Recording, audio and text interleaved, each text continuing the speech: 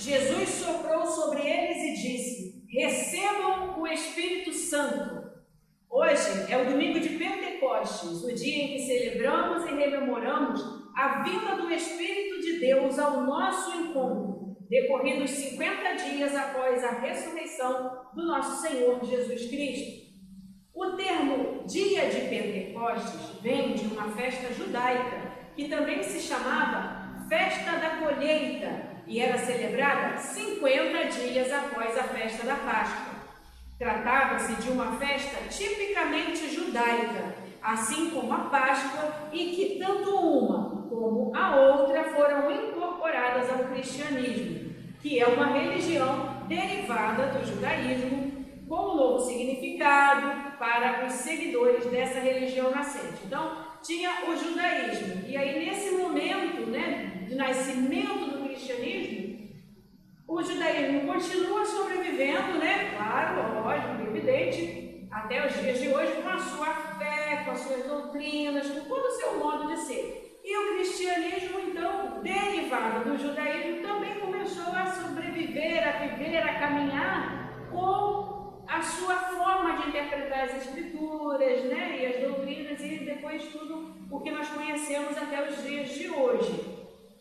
A Páscoa, que para os judeus é a comemoração da saída dos hebreus do Egito, foi ressignificada para nós como o dia da ressurreição de Jesus. E a festa de Pentecostes, que era uma festa agrícola, na qual os judeus agradeciam a Deus pela colheita, passou a ser um marco do dia em que o Espírito Santo manifestou-se de forma miraculosa entre os primeiros cristãos. Entretanto, essa ressignificação de ambas as festas não pode nos levar a desmerecer, muito menos a diminuir o seu significado original, pois, como já afirmamos, o cristianismo é derivado do judaísmo, que é, digamos assim, um antepassado da nossa religião. Podemos dizer que é um antepassado da nossa religião, o judaísmo é um antepassado do cristianismo. Como se fôssemos uma continuidade do judaísmo que não terminou ali, mas continuou e continua com as suas próprias tradições e doutrinas, assim como o cristianismo também, desde então, vem trilhando o seu próprio caminho. Tá? Então, até aquele momento,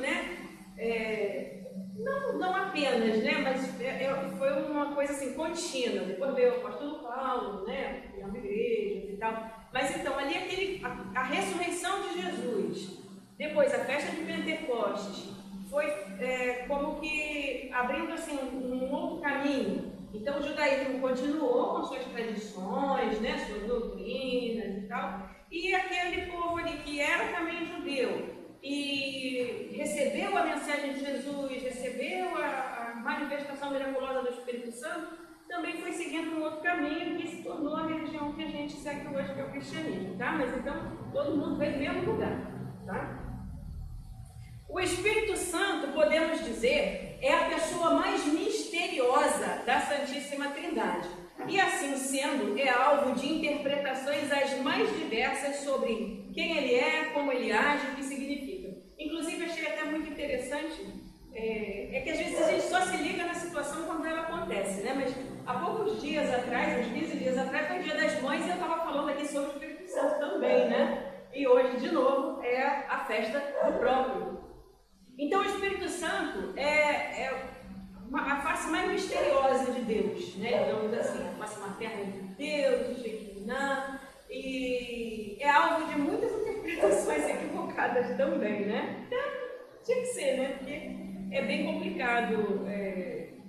Nós, seres humanos, com a nossa cabeça de ser humano, entender uma divindade, Então, assim, a gente sabe sombras sobre Deus, Trindade, Jesus, Espírito Santo. O que a gente sabe é uma sombra. A gente só vai saber mesmo de fato quando a gente estiver lá com ele. E espero que todos estejamos lá com ele, Ou a gente faz força, Tenhamos fé. Uma corrente teológica identifica o Espírito Espírito Santo, como eu acabei de dizer, como o lado materno de Deus, como eu disse também na outra homilia.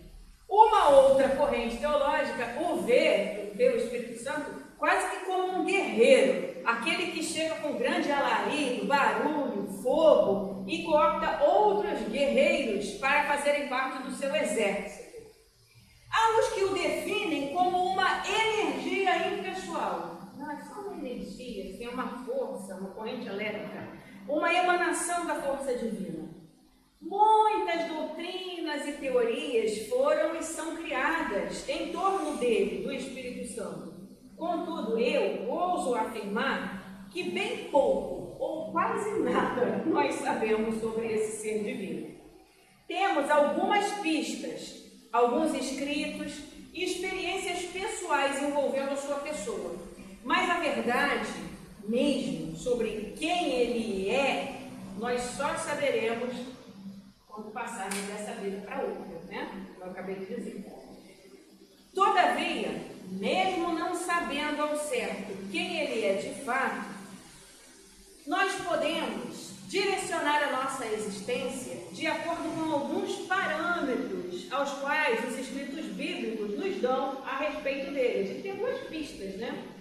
De acordo com as Escrituras, o Espírito Santo trabalha em nossa consciência, que comumente também nós chamamos de coração, por causa das emoções, né? Então, do coração para o cérebro.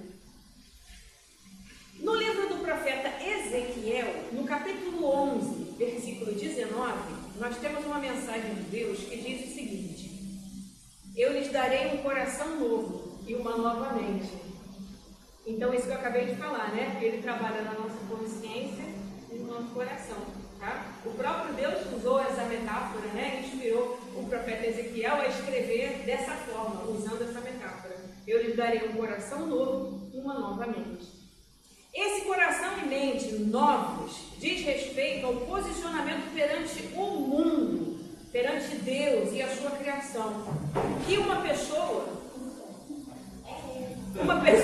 que direciona a sua vida na verdadeira fé cristã tem. Não nascemos prontos, isso é certo e inegável. Mesmo os que já nascem dentro da fé cristã, passam e precisam passar por muitas e muitas lapidações durante a vida. Muitas situações, provações, caminhos e descaminhos temos que trilhar para que cheguemos um dia ao nosso alvo. Termos um coração e a mente de Cristo, o que não alcançaremos nessa vida, mas que devemos ter como alvo o coração e a mente de Cristo, tá? Não vai dar para a gente ser enquanto a gente estiver aqui, né? A gente não vai conseguir atingir esse patamar de santidade quando a gente estiver lá. Mas, então, essa quando eu estiver lá, então deixa pra lá, né? Não, deixa pra lá não, tá? Aqui a gente vai treinando, né? A gente vai se aperfeiçoando, a gente vai melhorando cada dia, né? Melhorando um pouquinho hoje, um pouquinho amanhã e assim por diante, tá? No passado, Deus disse aos hebreus e hoje também nos diz: eu lhes darei um coração e uma nova mente, um coração novo e uma nova mente. Um coração e uma mente novos requerem de nós uma boa dose de esforço, dedicação, leitura de bons textos, participação ativa em nossa paróquia, enfim, consagração. Nada, ou quase nada, se consegue de graça, sem um mínimo esforço. É difícil, não é uma coisa assim, totalmente de graça, free, 100%, tem que dar alguma contrapartida, né? E é óbvio que Deus é Deus e que Ele age onde, como e quando quer. Mas Ele também espera de nós que nós façamos a nossa parte. Ele pode chegar e fazer tudo. Mas Ele nos deu o quê? Um negócio chamado livre-arbítrio.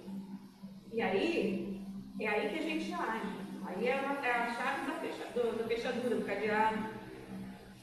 Para que cresçamos em qualquer situação ou lugar, necessário é que nos dediquemos a isso. Você quer crescer na sua profissão, no seu trabalho, vai para o trabalho? De bobeira? Não, né? Vai mostrar serviço, não é? É a mesma coisa na nossa religião. Ela é uma religião da prática, não só do conhecimento teórico, filosófico, científico, prático. Porque se a gente conhecer muito e praticar zero, a gente vai ser fariseu na vida aí, né? Como Jesus falava, vai aos fariseus, sabe tudo, faça o que eles falam, mas não faça o que eles fazem não, porque eles falam uma coisa, ensinam uma coisa, mas fazem outra. Então a gente tem que estar, aprendeu, bota em prática, aprendeu, bota em prática, para que o negócio dê certo, né? E essa é uma das mais evidentes atuações do Espírito Santo. Ele nos transforma em seres, entre aspas, de pedra em seres humanos. O Espírito Santo de Deus pode nos lapidar por dentro e por fora. E toda transformação também vem acompanhada de forte emoção, boa ou ruim. Normalmente, algum acontecimento, situação surge em nossa vida, em algum momento, e desde então nós passamos a ter uma nova visão sobre determinado fato e passamos a agir de forma diferente. Então, quando a gente tem um impacto, né, acontece uma coisa assim grandiosa na nossa vida, boa ou ruim, aquilo marca a nossa vida e a gente passa, né, é como se a gente passasse por uma transformação. E né? Nós passamos por uma transformação. E o Espírito Santo faz a mesma coisa, uma transformação dentro de nós. Muitas vezes no impacto, mas muitas vezes sereno, tá? Não precisa ser sempre um alarido, com coisa não, nem sempre é. Às vezes é quase até imperceptível, é no dia a dia, no agir, a gente vai ganhando consciência, a gente vai ganhando uma visão nova da vida, das coisas, e aos pouquinhos a gente vai percebendo que a forma como a gente agia não estava muito boa, não estava legal, e a gente passa a agir de uma outra forma. Também acontece dessa forma. No primeiro dia de Pentecostes, uma multidão de seguidores de Jesus estava ouvindo a pregação do Evangelho por parte de alguns apóstolos mais humildes, vindo da pobre região da Galileia. Os ouvintes chegaram de diferentes regiões, com idiomas e costumes distintos. E eis que o milagre acontece. O poder do Espírito Santo os irmanou de forma sobrenatural, pois todos começaram a entender claramente o que os apóstolos falavam. Cada uma daquelas pessoas entendia na sua própria língua natural, mas os apóstolos não estavam falando outro idioma, eles estavam falando da língua da Galileia. E era até um dialeto. Olha que interessante. Sabemos que a Bíblia é recheada de metáforas, parábolas, contos, novelas. Portanto, precisamos procurar entender o que cada texto tem a nos ensinar.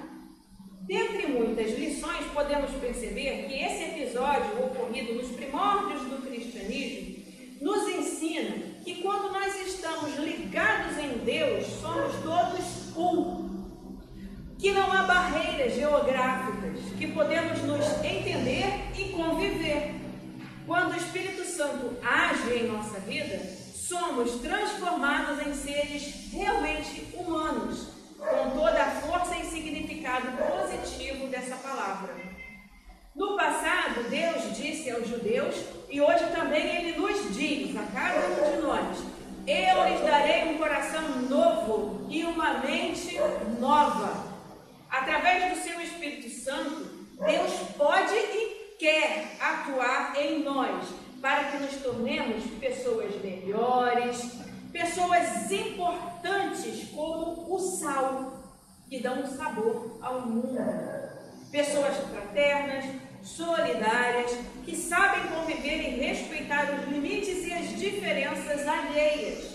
Pessoas que ajudam e se compadecem. Pessoas que podem trazer um pouco mais de luz ao mundo e dissipar um pouco da sua aridez. Podemos fazer tudo isso, mesmo que aos poucos e com as nossas limitações. Basta que nos dediquemos a esse propósito e estejamos dispostos a pagar o preço da lapidação, dispostos a andar na contramão de uma sociedade injusta, corrompida e indiferente ao clamor dos mais necessitados. Podemos fazer a diferença aonde for o local da nossa atuação secular. E cada um fazendo um pouquinho, seremos uma grande multidão. Hoje é o dia de Pentecostes, o dia do Espírito Santo de Deus. Que o nosso corpo seja realmente o seu templo, o templo do Espírito Santo. Que o nosso coração e nossa mente estejam sempre abertos à sua atuação e que nos deixemos transformar para a honra e glória do nosso Deus. Que Deus nos abençoe e nos ajude nessa caminhada. Amém.